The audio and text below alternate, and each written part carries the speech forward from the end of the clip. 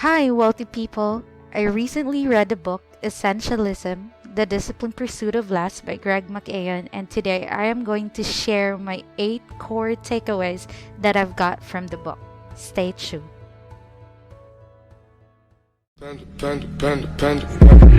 got broads in Atlanta. Just took the lean in the family. Credit cards and the scammers. Hitting the licks in the band. Legacies.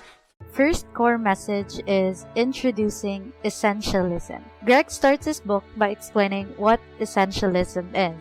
He wrote that essentialism is about deliberately distinguishing the vital few from the trivial many by eliminating the non-essentials and then removing any obstacles so that the essential things will have a clear and smooth passage. So to illustrate, Greg shared what had happened to him while his wife is about to deliver his kid. His boss told him that X day is a bad day for his wife to deliver the kid because they had this important meeting to attend to. So Greg was now left with a hard choice to make, whether to attend the meeting or be with his wife when she delivers his kid. Greg knows that joking, but it upset him because you're supposed to be with your wife when she delivers your kid. But here comes an important meeting that's giving you a second thoughts of attending your child's birth. That's what upset him. As Greg wrote, you have to give yourself permission to stop trying to do it all, to stop saying yes to everyone. Instead, you have to take control of your life.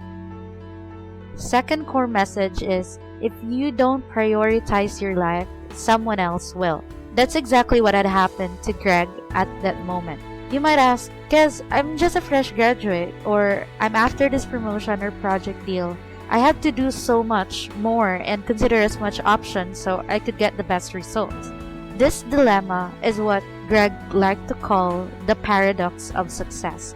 He wrote that the more options we have, the more we feel distracted from what would otherwise be our highest level of contribution. He proceeds by sharing that the word priority came into the English language in the 1400s. It was singular. It meant that the very first or the prior thing. It stayed singular for the next 500 years. Only in the 1900s did we pluralize the term and start talking about priorities. You see, when we don't purposely and deliberately choose where to focus our energies and time, other people like our bosses, our colleagues, our clients, and even our families will choose for us. And before long, we'll have lost sight of everything that is meaningful and important. Third core message is the way of the essentialist's pursuit of less but better. Greg wrote that we should always think of what I like to call now the power phrases, and they are, I choose to, only a few things really matter, and I can do anything but not everything. Not that I'm already an essentialist, I'm still a minimalist, but I found myself stuck in the same paradox of success too. I used to do so much more, saying yes to everyone and impose so much priorities in my life to the point that my anxiety levels are so high that I could not keep my rage at bay. I was always irritable and I was having troubles with my close relationships. So, looking back at it now, I was reminded by what the author wrote. He said that our ability to choose cannot be taken away or even given away. It can only be forgotten. Which leads us to the next core message, which is each of us has the power to choose. Ultimately, what I forgot was that I had the power to choose, and that explains why some days I will just feel utterly helpless. You see, when we forget about our ability to choose, we learn to be helpless. We always have these career goals, a passionate project that we've always been dreaming of doing, or a desired portfolio size, but in a world full of distractions, we always tend to lose our way. So Greg suggests that we refrain from asking, how can I do both? Instead, ask the tougher questions like, which problem do I want? And what do I want to go big on? To illustrate, imagine a 4 burning stove. One burner represents your family, one is your friends, the third is your health, and the fourth is your work or your business. In order to be successful, you have to cut off one of your burners. And in order to be really successful, you have to cut off 2. Which of those burners most matter to you? You have to really think it over. 5th core message is to play. Embrace the wisdom of your inner child. Greg adds that to discern what is truly essential, we need space to think, time to look and listen, permission to play, wisdom to sleep, and the discipline to apply highly selective criteria to the choices we make. That's why I believe that vacations, break time, and me time is important, because when you love yourself, you allow yourself to stop hyper-focusing on all the minor details and see the bigger picture. 6th core message. The best asset we have for making a contribution to the world is ourselves. This core message is important because we have to take care of our bodies by exercising, eating the right food, sleeping well, and maintaining good essential relationships in our lives. I do not intend to make these things harder than what it already is, because I don't exactly religiously sleep the right hours or eat the right food too. But I know and acknowledge that I have to take good care of myself if I still want to do the things that I'm doing now. I agree with what Greg wrote, that the essentialists see exercising, eating healthy food, or sleeping well is a necessity for operating at high levels of contribution more of the time. Isn't that what everyone wants?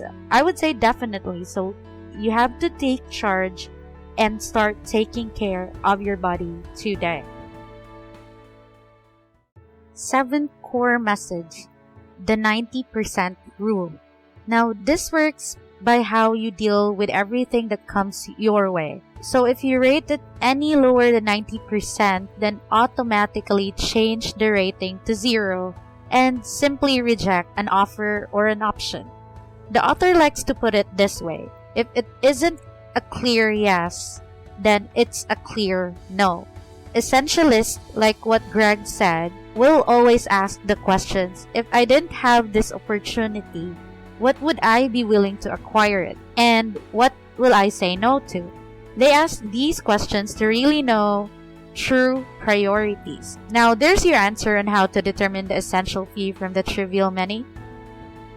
8th core message, the power of how to say a graceful no.